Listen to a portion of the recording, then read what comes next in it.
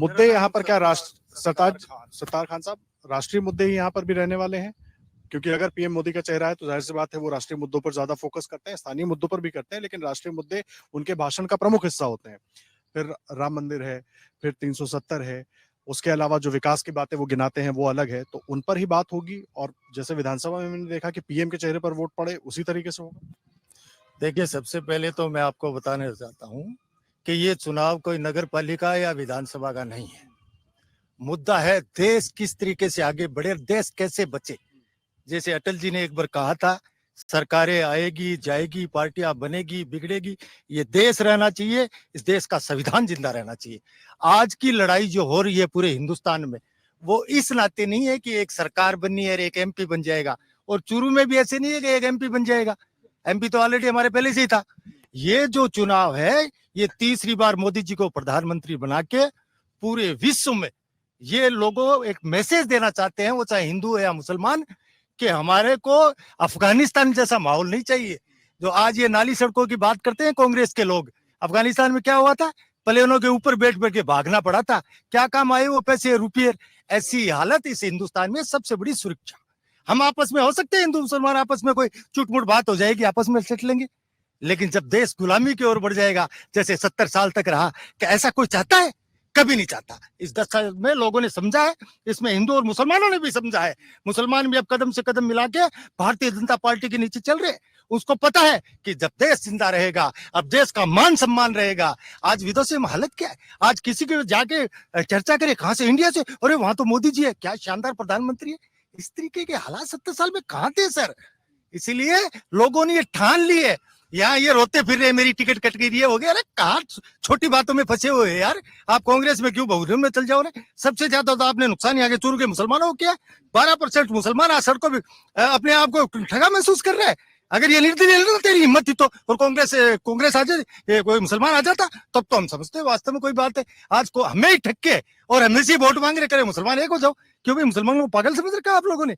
देंगे वोट और ठाट से मोदी को देंगे, उसमें क्या बात है। जो देश को बचाना चाहता है, जो हिंदुस्तान की एकता को बचाना चाहता है, जो वास्तव में किसी से पार्टी से नहीं डरता, सिर्फ खुदा से डरता है, वो भारतीय जनता पार्टी के साथ। तो चूरूक मुसलमान जो बात आप कह रहे हैं, मैं उसको मान लूं तो मतलब बढ़ जाएगा, कांग्रेस के साथ भी जाएगा, बीजेपी के साथ, मोदी जी के साथ भी जाएगा। बिल्कुल जाएगा। बड़े बड़े आलिमों को आप टीवी के, आजकल तो फेसबुक का जमाना है सर, आप देखिए उसके अंदर जो सच्चे मुसलमान है, जो वास्ते के अंदर इस देश के प्रति हमदर्दी रखते हैं, इस देश के प्रति अब्दुल हमीद की तरह जान देने की औकात रखते हैं, वो भारतीय जनता पार्टी के साथ खड़े हैं। और जिनको डर लगता है बीजेपी राज्यागार खाज्यागारियां कर देगा, ब्याह कर देगा, वह लोग साहब मैं तो गादरा छोड़ूंगा समझू, वह बड़े पड़े। तो फिर ये वैसे ही अखिलेश यादव, तेजस्वी यादव, ये सब क्यों डराते रहते हैं मुसलमानों को मोदी का नाम डराने से इनकी दुकान चलती है सर, वरना तो इनकी दुकान कल बंद हो जाएगी। इनके पास सामान ही माइनॉरिटी वाला है।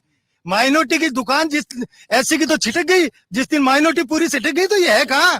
चेक को बताओ 1000 इनाम पाओ, उसी तरीके से हालत ये हो जाएगी आने वाले टाइम में। एक कांग्रेस ही बताओ 1000 रुपए इनाम पाओ, ये हालत होने वाली है।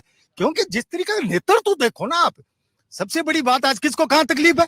सारे लोग रह रहे हैं। आज बरसों से ये चूरू रहा, ये हमारे राजेंद्र सिंह राठौड़ यहाँ के विधायक 7 बार विधायक रहे, रोज ईद और दीपावली एक साथ मनाते हैं, होली और मुहर्रम एक साथ। कहाँ की बात कर रहे हो? कहाँ पार्टी के अंदर ये लोग बेवकूफ बना बना के अपनी रोटियां आज तक सेकता आ रहा है। आज का नौजवान मुसलमान भी समझ चुका है, पढ़ा लिखा मुसलमान भी समझ चुका है। वो धीरे धीरे, हो सकता है उसको टाइम लगेगा, क्योंकि 70 साल की गुलामी में निकलने के लिए कुछ वक्त चाहिए। हो सकता है इस 10 साल में कुछ हुए, और आने वाली 5 साल में बहुत से लोगों की समझ में आ जाएगी कि वास्तव के अंदर हमने जो गलती की थी, जो बाप दादा दिया करता, अरे बाप दादा हर जगह बेचारा कब्र में गया। अब नई जनरेशन है, नयो हिंदुस्तान है। अब नए हिंदुस्तान के सागे जुड़ो, कि वक्त के सागे जो आदमी नहीं चलता, वक्त उसे पीछे छोड़ जाता है और वक्त आगे निकल जाता है। आज का मुसलमान वक्त के साथ चलने वाला है, क्योंकि पढ़ा लिखा और बच्चा नौजवान के समझ में आ गया है कि कांग्रेस ने आज तक हमें अशिक्षित क्यों रखा। क्योंकि इनको पता है कि शिक्षित हो जाएंगे तो कांग्रेस से सवाल करेंगे। क्योंकि जब सत्तर कमेटी की रिपोर्ट आई और इसी कांग्रेस रात में आई, और सत्तर कमेटी में क्लियर लिखा था कि एससी से अगर नीचे अगर किसी की हालात है तो वो मुसलमानों का। कहा है वो सत्तर कमेटी? आपकी 70 साल सरकार रही, 70 कमेटी आने के बाद में क्यों नहीं मुसलमानों के लिए क्या किया? मुसलमानों को लॉलीपॉप दिया, गिलास होटल पे गिलास के बर्तन धो, गन्ने का जूस लगा ले, बूट पालिश कर ले। उनको पता है कि ये एससी और मुसलमान ये अगर इसी तरीके बिल्कुल पर्दा हट रहा सर। और ये पर्दा हटने की बात है कि सत्तार खान बोल रहा है, ये इसी का नतीजा है।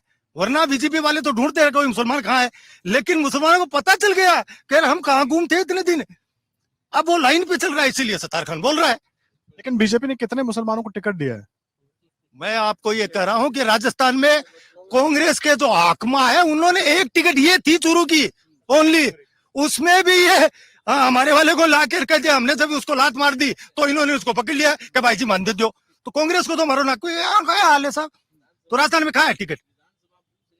विधानसभा मैं कह रहा हूं जैसे जैसे वोट आएंगे, आज मेरी तरीके से जैसे जैसे बीजेपी के मुसलमान बोलते रहेंगे तो टिकट भी मिलेगी जी। पार्षद के हम देते हैं टिकट, क्योंकि हमें पता है कि ये दायरा है, जिस दिन दायरे से ये बढ़ जाएंगे उस दिन लेंगे जी। और क्यों नहीं, 2 बार यूनुस खान जी मंत्री बने हैं जी, क्यों नहीं दिया टिकट? सर वही बात, जब तरीके बदले तो टिकट भी घटा ना।